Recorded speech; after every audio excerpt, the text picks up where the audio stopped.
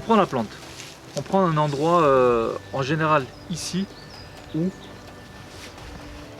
ici. C'est des endroits assez sensibles, peau très fine, très fine. On prend la plante et on frotte. On attend 15 minutes. Le moindre picotement, poubelle.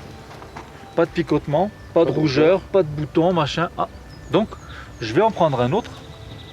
Mais assurez-vous de toujours prendre la même partie de la plante que vous avez pris. Si vous n'avez pas de picotement, pas de bouton, pas de brûlure, pas de sensation de gonflement, c'est bon. Vous prenez sur la langue. Ça pique, picotement, machin, pareil. Poubelle. S'il n'y a rien, vous en prenez un autre et vous l'avalez. Et vous attendez une heure, voilà. Si vraiment vous commencez, vous sentez que ça commence à gargouiller, machin, tout ça, buvez toute l'eau, machin, là il faut évacuer. La gourde à portée de main, en marchant, une gorgée, on la laisse dans la bouche, un petit peu, histoire de dire au cerveau qu'on a de l'eau. N'attendez pas que le cerveau vous dise j'ai soif, c'est trop tard déjà. Dès que tu coupes une plante, s'il y a comme un genre de lait, une résine, quelque chose qui suinte, blanc, c'est pas potable du tout.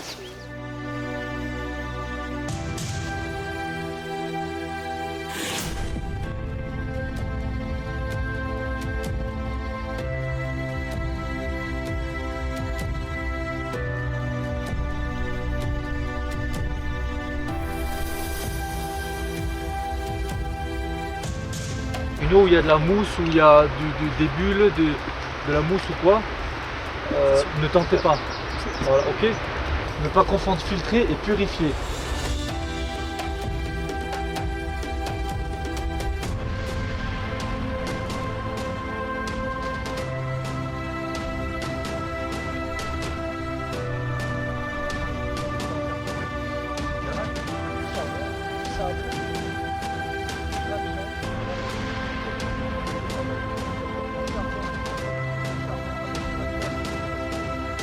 Ramassez ce que vous trouvez, soyez opportuniste, c'est super important.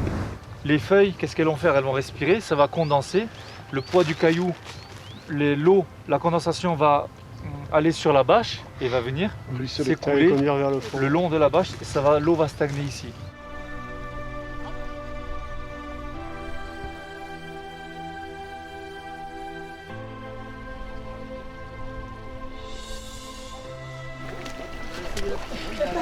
Ah, c'est mouillé!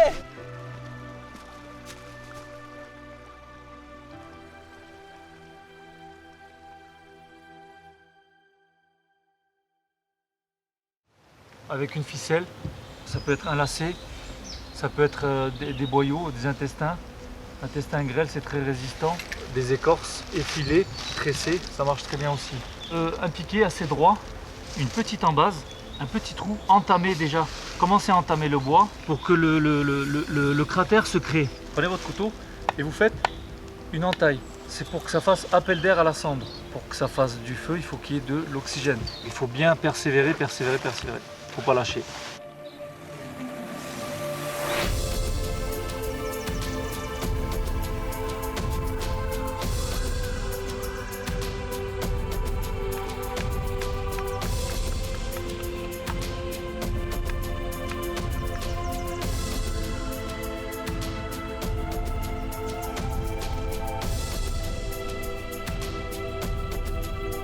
On a marché, on a repéré, on a cherché un endroit, de l'eau, machin, on a trouvé de l'eau. Là maintenant il faut trouver rapidement un endroit pour s'abriter parce que la nuit elle tombe vite. Bien choisir l'environnement où vous allez dormir. Attention au feu et à votre camp, pas trop près du camp. Première des choses à faire quand vous venez, c'est regarder l'endroit où vous allez dormir. Regardez l'endroit où vous allez faire le feu, alimenter. Une fois que tout est alimenté, l'eau, vous avez l'abri. Nourriture, s'il ne fait pas trop nuit, que vous avez un peu de temps, si vous avez le temps d'aller chasser, allez chasser. Occupez-vous de vous. Tout ce qui est piqûre, à vérifier si ça gonfle pas. Les tiques important, avant d'aller vous coucher, vérifiez si vous avez des tiques partout. La survie seule ou à deux, c'est pas pareil que la survie d'un groupe. Il y a de la communication à avoir, il y a un truc à gérer. Vous voyez la température comme elle chute rapidement, hein?